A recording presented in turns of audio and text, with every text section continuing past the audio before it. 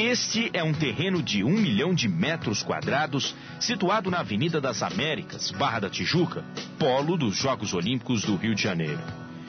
É um terreno avaliado em 2 bilhões e 500 milhões de reais e que se encontra em disputa judicial, em litígio. Isso aqui, se sair, vai custar caro para eles, porque nós vamos embargar, nós vamos fazer tudo que tem que ser feito. Este é o Itaiangá Golf Clube, que possui um dos campos mais tradicionais do esporte brasileiro.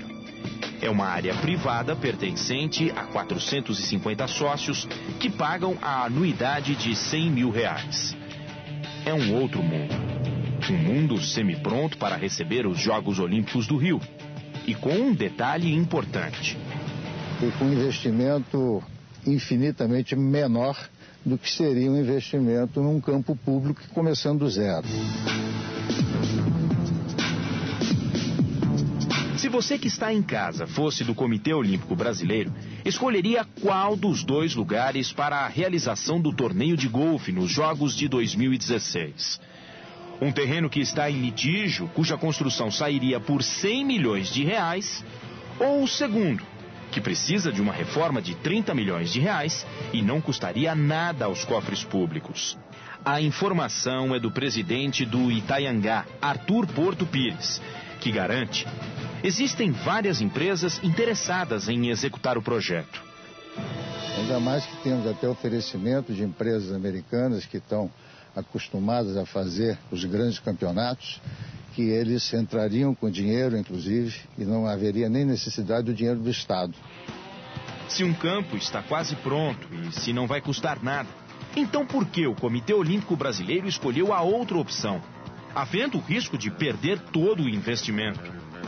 Realmente a explicação é difícil de explicar. Eu não posso chegar a outra conclusão, senão que estamos diante de uma grande maracutaia.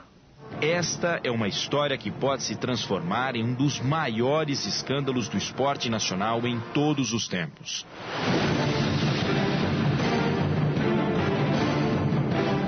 Há algo mais que 18 buracos na história da construção desse campo olímpico. Para entender melhor essa disputa, fomos ouvir o que dizem os verdadeiros proprietários do terreno, onde hoje foi erguido o milionário empreendimento batizado de Reserva Uno. A prefeitura querer fazer, e o Comitê Olímpico querer fazer uma coisa lá sem que se decida judicialmente de quem é o terreno, eu acho muito pouco provável.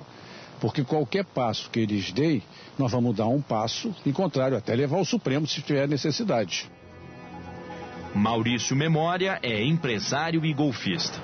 Tem parte na sociedade do gigantesco e supervalorizado terreno de sua família. Esse terreno meu pai comprou de um Benjamin Constant em 1962 ou 63, eu não me lembro. Foi antes da Revolução, com certeza absoluta. E nós tínhamos a posse do terreno. E em determinado momento, meu pai e meu irmão foram ao terreno e foram recebidos a tiro. Isso está registrado na delegacia da Barra da Tijuca desde então. E aí iniciamos a briga na justiça pela posse do terreno. O empresário Alberto Tavares é primo e sócio de Maurício Memória no terreno. Há mais de 10 anos, eles lutam juntos na justiça pela retomada da posse da área da família. A partir de agora, Alberto vai explicar como estão perdendo a batalha. A documentação é falsa. É fraudulenta porque esse documento do Banco Central é uma ata de encerramento do Banco de Crédito Móvel de 64 e o documento foram feitas 2 escrituras em 68. E delas consta, dessas escrituras, um número do CGC, falso. Como é que o Pasquale Mauro tomou posse, entre aspas, do terreno da família de vocês? Ele entrou requisitando ao DNPM uma autorização para fazer uma pesquisa de areia na área.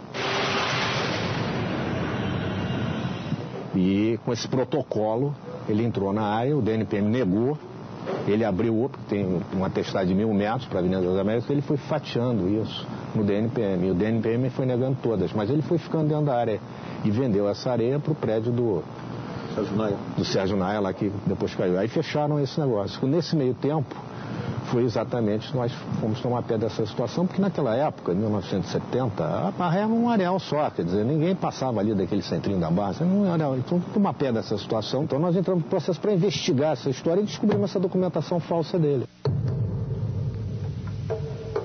E o que mostra essa documentação falsa? Mostra o seguinte, que o banco de crédito móvel, que era dele, e que foi fechado em 1964, passou as escrituras em 1968.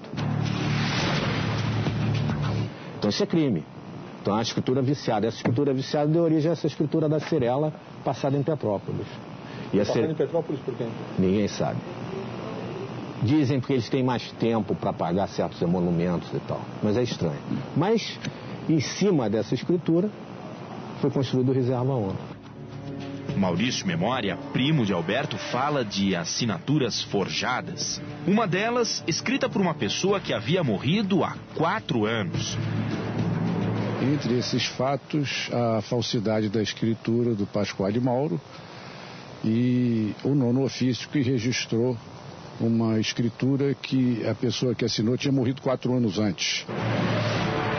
Maurício Memória também tem muitas dúvidas sobre a escolha do Campo Olímpico.